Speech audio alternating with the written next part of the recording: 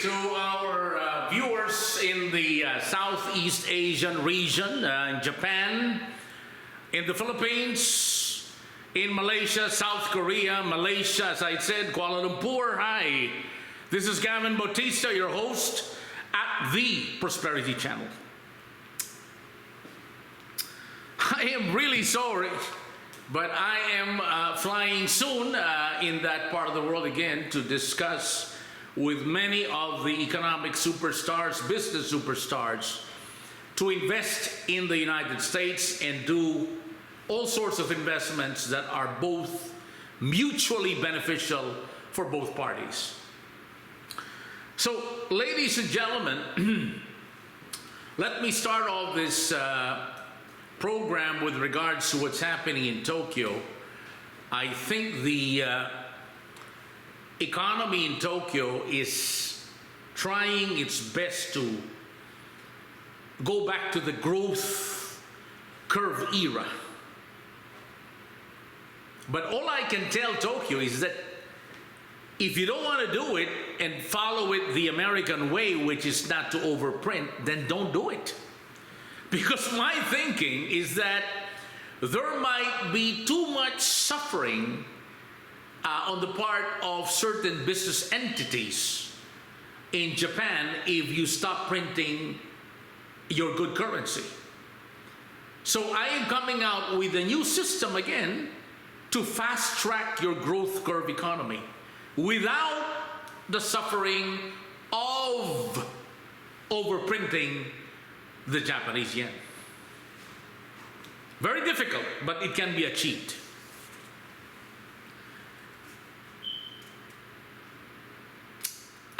I don't want to talk about the Philippines right now because I am trying to let the economic experts in the Philippines do their thing. But I am getting so many questions from Quezon City, from Manila, to Cagayan de Oro, to all parts of Manila, the Philippines. And they're asking me, please comment on what to do with the Philippines. Okay, let me get right to the point.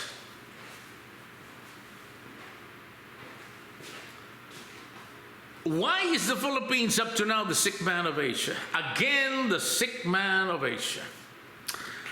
You know, in 1989, ladies and gentlemen, I was the guy that brought Alice Walton in the Philippines. Unfortunately, something happened. I'd like not to tell that on the air.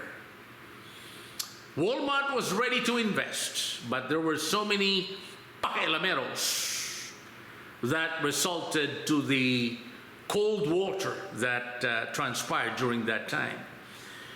At the same time, to the auspices and to the initiatives by future ambassador to the Philippines, my uncle, former senior vice president of NIJO EY, the first Filipino to achieve that feat, my uncle, Mr. Ray Donato,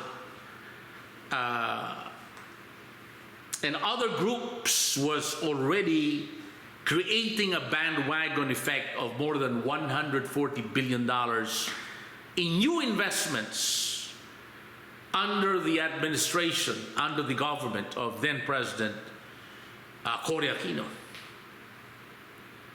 And then my group, my own initiative in other parts of Asia and Western Europe were ready to invest $180 billion to the Philippine economy.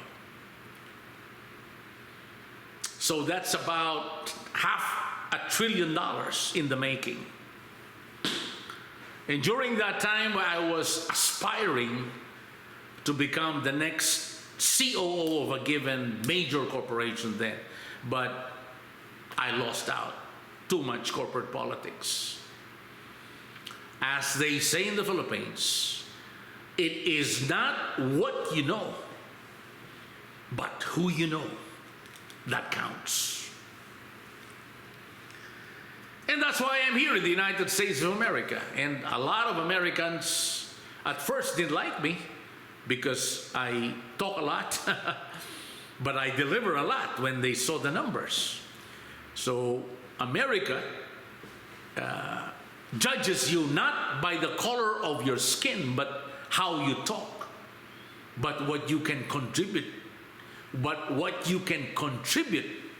to the U.S. economy and the prosperity of the American society at large. At large.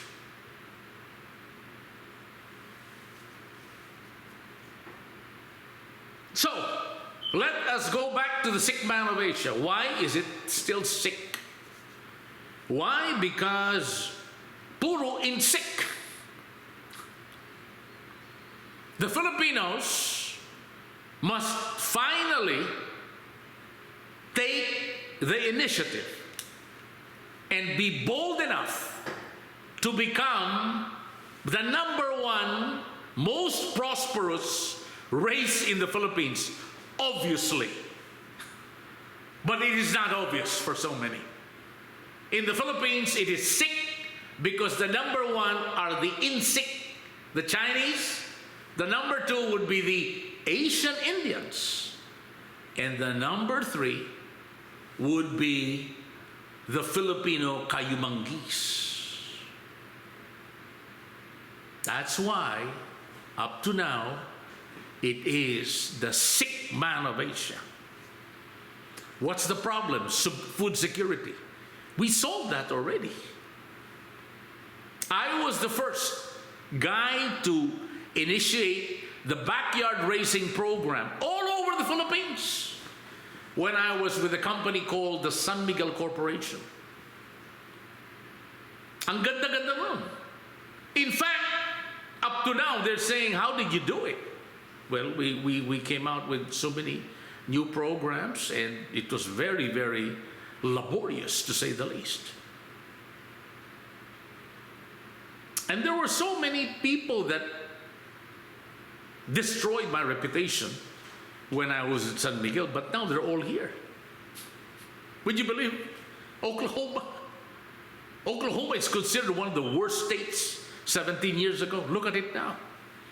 It's considered one of the fastest growing economies in the world. So these ex-San Miguel employees are here in Oklahoma, all because of me. And I'm shocked, completely shocked. They're all, having their notepads, copying everything I do. Backyard racing program. I did that. That will generate food security, and as I told you time and time again, the reason why our rice production is very bad because of post-harvest facilities. Not to mention, again, I repeated this like a broken record, we must have drying facilities. But what is happening really is that the budget for these programs are all pocketed by politicians all over again. That's why President Bongbong Marcos came out with a very strong statement that even in the flood programs, up to now, it doesn't work. Well, it never worked, in fairness to the president. It never worked. During the time of Magsaysay, all the way to his time, It never worked. I don't know why. Because, again, I must say that it is always pocketed by the congressmen, by the politicians, mayors, councilors, and even senators. Again and again and again. And when you look at the architectural design, it is so poor. Because not all architects in the Philippines are of the caliber of architect June Palafox. Why don't you just give it all to Palafox, Mr. President? To solve this never-ending crisis of flood control for the last 60 years.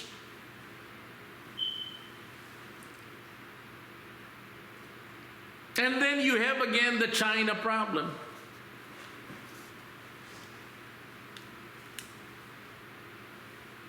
Why did China invade the West Philippine Seas? Because China does not respect the Philippines. The Philippines has been infiltrated by the Chinese Politburo, by the Chinese,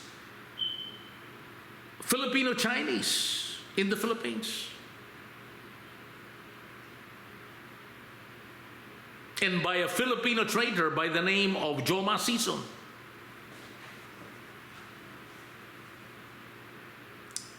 There are millions of Chinese spies in the Philippines informing the People's Republic of China on what's happening in the Philippines every single day and how to attack them. And they did attack them because the Philippines was already invaded. That was in 2016. Because of the Chinese in the Philippines. They do not respect the Philippines at all. So what is the countermeasure? I've said this a long time ago. The countermeasures must be drastic, must be quick, to gain respect with the Chinese Politburo and thereby result in a 6-month program, 6 months program with the withdrawal of the Chinese military base in the West Philippine Seas. If that does not happen, then there will be huge repercussions all over the Philippines. And the Chinese of the Philippines must be held responsible for that.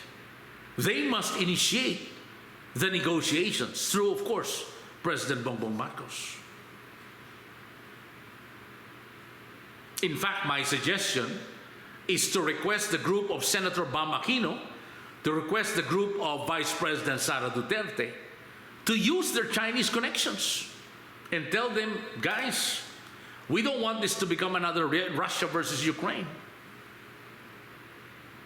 Let us agree on a plan that we can do a quasi-corporation to explore natural gas in the West Philippine Seas. But that is under the jurisdiction of the Philippines. Thereby, your withdrawal is necessary in the next 6 months, or else there is really nothing to talk about, because you have invaded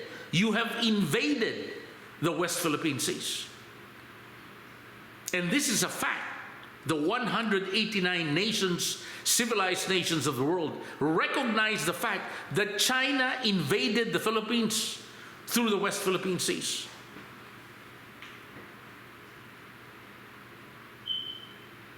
Or else it's all over. The Philippines will no longer become a republic of the Philippines. It will become a republic of the Philippines together with some sort of China in the West Philippine Seas.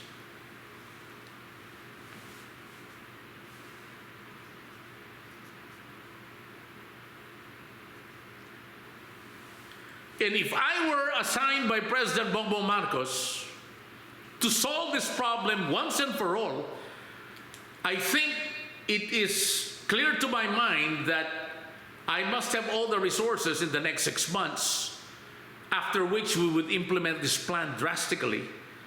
And by early 2027 or latter part of 2026, all the military bases of China in the West Philippine Seas will be gone, Mr. President.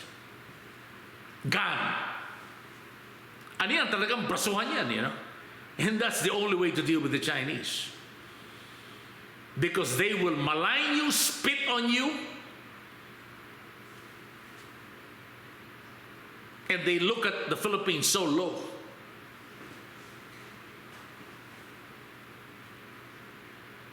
But one American told me, can you kind of tone down on that issue between China and the West Philippine Seas? I said, of course, you know, just for you, because he has a lot of exposure in the People's Republic of China. So because of him, I will not mention the name, I will tone it down. But the fact of the matter is that we didn't do anything with China. China attacked us. Okay? China attacked the Philippines, invaded the West Philippine Seas. We did not do anything wrong with China.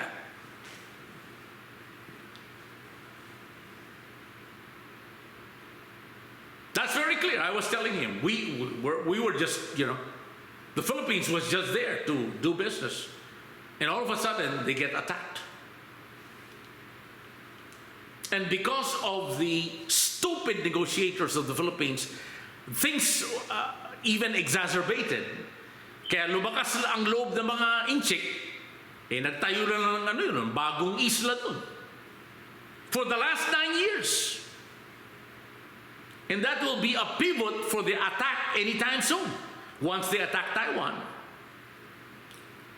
So this has to be done tomorrow morning. The planning has to be intense, and hopefully it can be implemented as soon as possible with the right resources.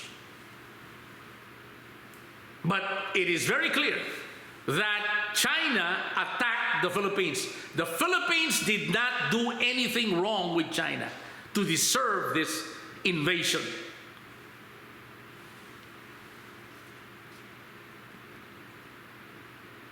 And I'd like to greet the good Defense Secretary, Gibo Teodoro, for really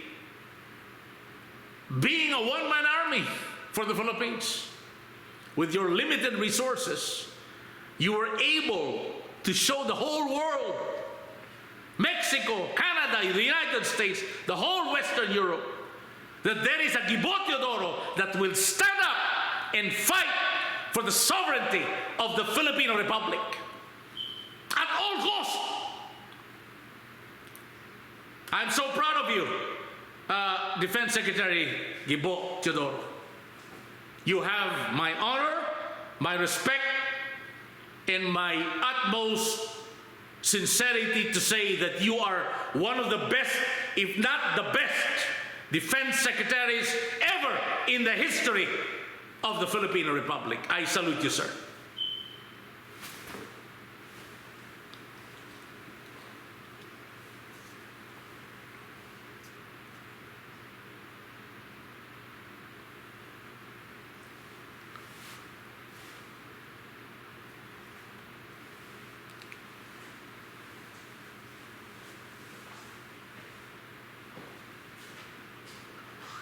And don't get me wrong, Secretary Teodoro, we have the plans.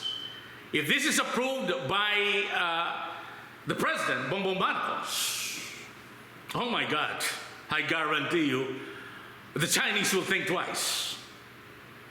And I am very confident, I'm very, very confident that they have the brain to tell that, okay, it's for our benefit, for the Chinese benefit, best interest to leave the West Philippine Seas as soon as possible. Or else, as I said, the repercussions will be very drastic and they will feel the pain both in their heart and soul as a nation wanting to become the #1 nation in the world, the #1 superpower. And there will be long-lasting repercussions in their Chinese economy. Not only in Southeast Asia, but all over the 190 civilized nations of the world. Some are excluding Russia right now, so I'd like to call 189 civilized nations of the world.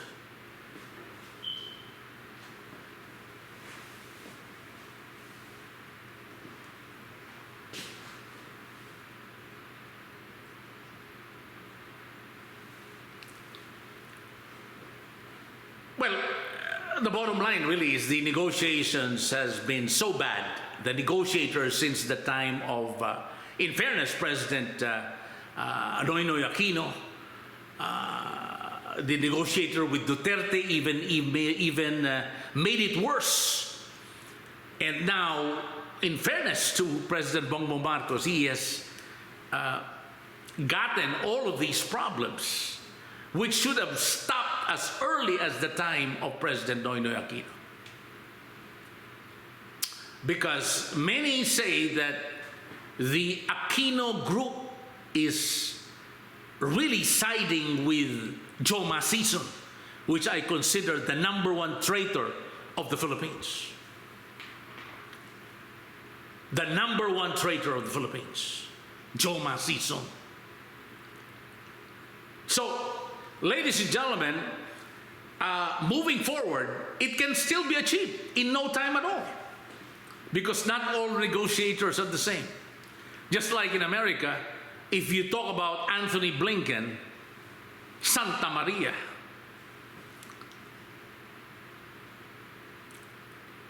This is the reason why Russia attacked Ukraine, all because of Anthony Blinken.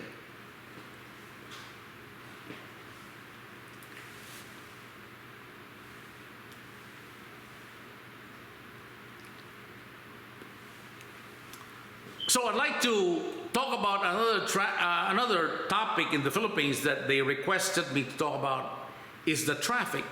You know, every single day, because of the poor traffic management, it is estimated by so many experts all over the world that the Philippines loses about 4 to 5 billion pesos a day. A day! Because of the traffic. In my estimate, it's even bigger than that because, you know, the traffic is so bad that most of the investors do not want to invest anymore. Excuse me. And when you have press secretaries who talk like palinqueras, it's exacerbated even more.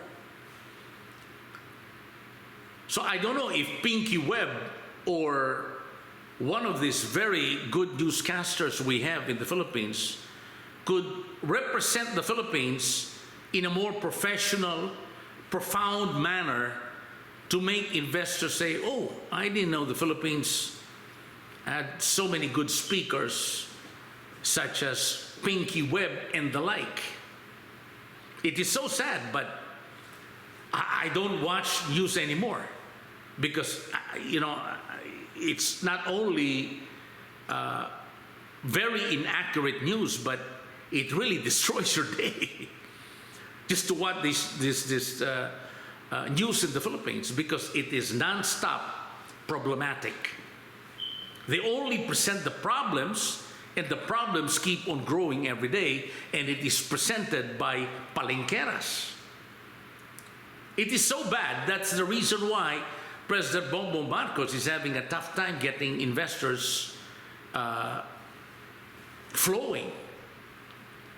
And in fairness to President Noynoy Aquino, the investors were very, very positive about the Philippines. And during the time of President Duterte, in fairness, the Chinese investors were very strong. But look at the effect. They invested in the Philippines, but they had to attack the West Philippine Seas. But they say this was during the time of President Noynoy Aquino. So which is which? So going to the traffic, there is about 4 to 5 billion pesos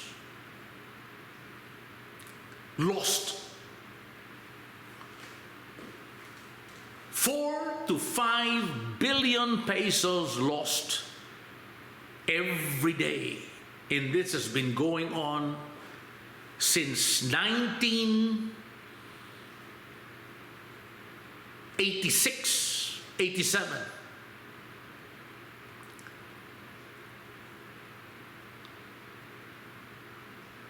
Practically 4 decades of endless hemorrhage of 3 to 5 billion pesos a day. And as I said, there are 3 ways to do this. Number 1 is to develop that railway. It was done during the time of Mar Rojas, but again, couldn't do it. the North Railway project. Up to now, it is so slow. In fact, if I were to do it under my company, it can be done in less than a year. In less than a year. In less than a year, the traffic will be gone in Metro Manila, in Cebu, also in Cebu. All because of the new railway system. From Pagudpud, Ilocos Norte, all the way to Sorsogon, Bicol.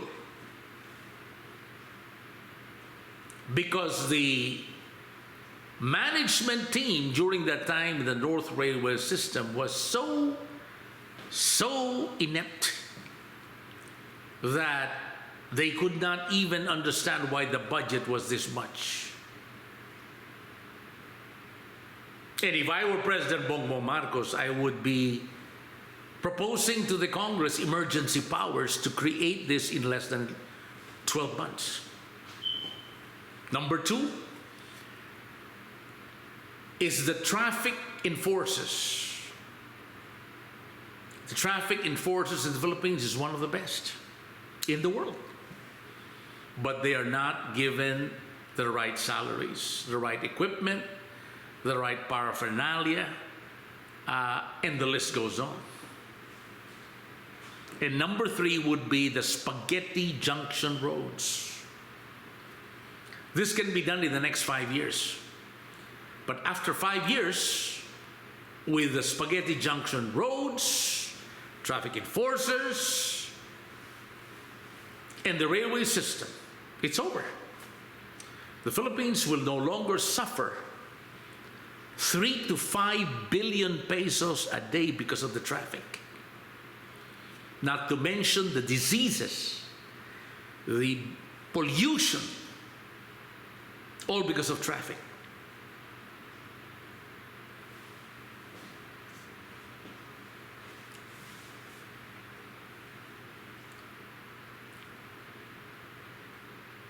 I've been proposing this a long time ago, by the way.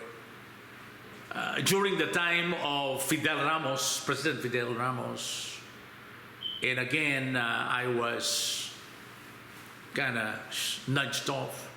I proposed this also with the Liberal Party under then DILG Secretary Mar Rojas, but I was really kicked aside by the group of Ramon P. Abellada, who has destroyed the good name of the Aquino group, even President Noynoy Aquino for that matter, the late President Noynoy Aquino. The name is Ramon P. Abellada. Talagang tinira ko niyan. I was really hit hard. And I really must confess he was well connected. Mas malakas siya. But look at the Philippines now, all because of him. The Philippines is in utter chaos when it comes to traffic. That's why there are so many Rolito Gos that are not in the news. A Rolito Go was the person who shot another person because of this traffic headache, this traffic catastrophe.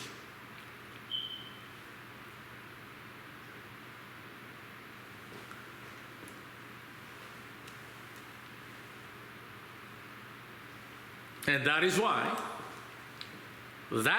really why the Philippines up to now is called the very sick man of Asia.